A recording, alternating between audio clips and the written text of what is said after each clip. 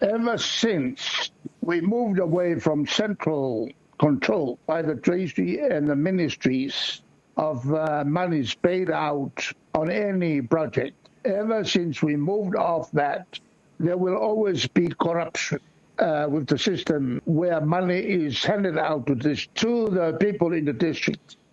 This is a corrupt system used by Papua New Guinea, Vanuatu, and Solomons with funds from Australia. And it's very bad that those countries do not see the ease with which these funds, in the way that it was being used, leads to corrupt actions by the members of parliament.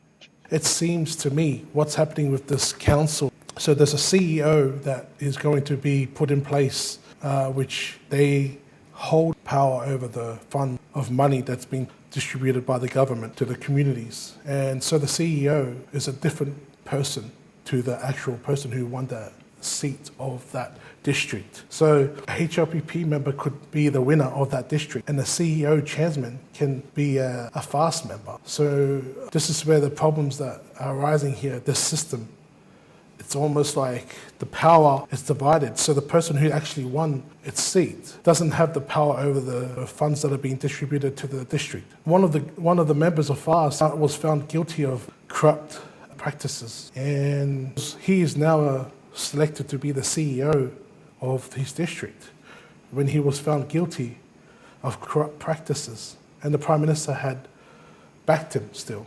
And that right there, it's corrupt.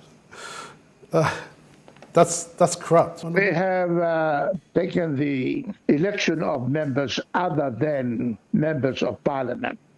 This is a very strange decision, that members of parliament are not going to be chairman of this committee that handles huge funds for disbursement for district projects. Lauli has told the country that we objected to the project, thereby disclosing the stupidity of the man. What we opposed was the selection of people that are not members of parliament to become chairman of these committees. That's what we opposed, not the spending of monies for projects that are submitted by the villages themselves.